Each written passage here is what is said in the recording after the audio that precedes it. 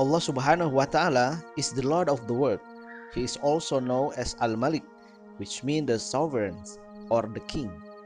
The Quran tells us that everything that exists in the heaven and in the earth, as well as whatever that is between them, belong to Allah Subhanahu wa Ta'ala. Allah Subhanahu wa Ta'ala says in the Al-Quran, وَتَبَارَكَ الَّذِي لَهُ مُلْكُ السَّمَاوَاتِ وَالْأَرْضِ وَمَا بَيْنَهُمَا وَعِنْدَهُ إِلْمُ السَّاعَةِ وَإِلَيْهِ تُرْجَعُونَ. And blessed is he to whom belong the domination of the heaven and the earth, and all between them.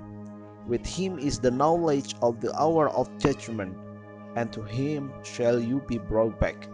Az-Zuhruf verse 85.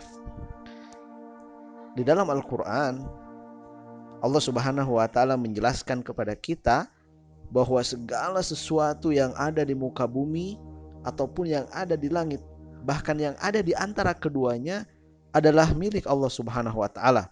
Allah lah pemilik dan Allah lah yang merajai segala sesuatu yang telah Ia ciptakan. The Quran inform us that everything belongs to Him.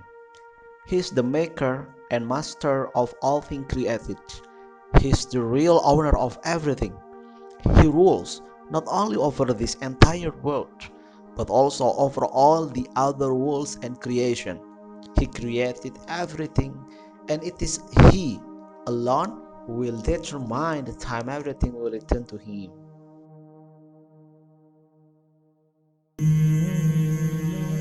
يا نفس إن لم تظفري لا تجزعي.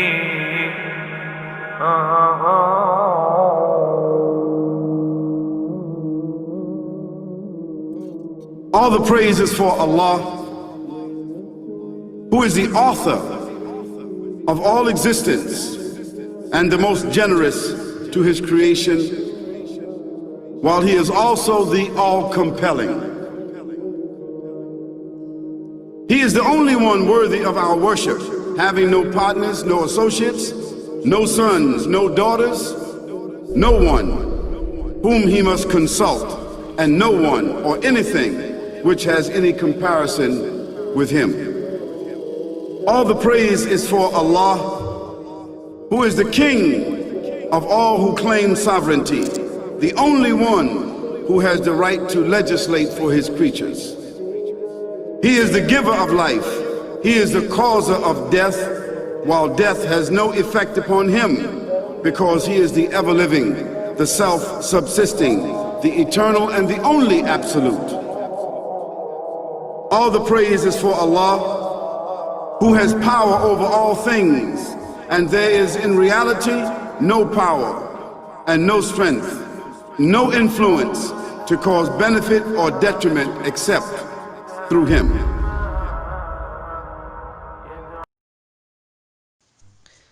Manusia, hewan, tumbuhan, dan segala sesuatu yang hidup di muka bumi ini, serta bintang-bintang yang kita lihat, kemudian matahari dan bulan, begitupun planet-planet, mereka tidaklah menciptakan diri mereka sendiri. Seluruh penciptaan, baik yang kita lihat ataupun yang tidak bisa kita lihat seperti jin dan malaikat ataupun surga dan neraka, itu adalah milik Allah Subhanahu wa Ta'ala. Seluruhnya Allah ciptakan sebagaimana Allah akan kembalikan pada waktu yang telah ditentukan. Dan manusia tidaklah memiliki kekuatan untuk menciptakan yang Allah Subhanahu wa Ta'ala ciptakan. Allah Subhanahu wa Ta'ala menjadikan segala sesuatu itu ada di muka bumi ini atas kehendaknya, dan sesungguhnya seluruh penciptaan itu tunduk kepada Allah Tabaraka wa Ta'ala. Maka demikianlah kenapa Allah dikenal dengan Malikul Mulk, itu rajanya seluruh kerajaan, sebagaimana Allah Subhanahu wa Ta'ala sampaikan di dalam Al-Qur'anul Karim, walillahi yasjudu man fis samawati wal ard tau'an wa karhan wa zilaluhum bil ghudubi wal asal. Allah Subhanahu wa Ta'ala dikenal dengan rajanya hari pembalasan, Di dalam Al-Quran surat Al-Fatihah yang senantiasa kita baca dalam sholat kita, Maliki Yaumiddin, Master of the Day of Judgment, yang merajai hari pembalasan. Dialah Allah yang menguasai kehidupan dunia. Dia pula yang menguasai kehidupan akhirat. Maka Allah Subhanahu wa ta'ala dikenal dengan Malik, Raja segala raja. On the day of judgment, the dead will be resurrected and everyone will have to stand before his presence. Hari di mana Allah Subhanahu wa ta'ala bangkitkan seluruh makhluknya. Pada hari pembalasan, tidak ada seorang pun yang berkuasa kecuali Allah Subhanahu wa ta'ala. Bahkan raja yang pernah berkuasa di muka bumi ini, mereka semuanya sama di hadapan Allah ketika itu. Hanya orang-orang yang beriman yang mendapatkan pertolongan, baik ia kaya ataupun miskin. Dan orang-orang kafir yang ingkar terhadap peraturan yang Allah tetapkan selama hidup di muka bumi ini, mereka akan merasakan penderitaan yang dahsyat. Mereka akan menantikan adab yang sangat pedih. Allah Subhanahu wa ta'ala sampaikan di dalam surat Ghafir ayat 16, Limanil mulkul yaum lillahil wahidil qahhar.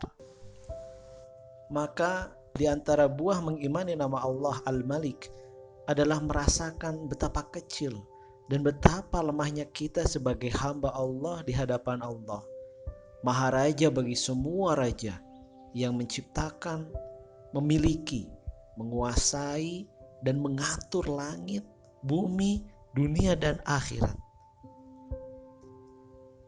Kita juga merasa bangga dengan keyakinan kita, di mana kita adalah hamba Zat yang maha perkasa. Kita tidak salah menghambakan diri kepadanya, tidak seperti orang-orang yang menghambakan diri kepada patung, pohon, jin, syaitan, binatang, dan lainnya yang tidak lain adalah sesama makhluk.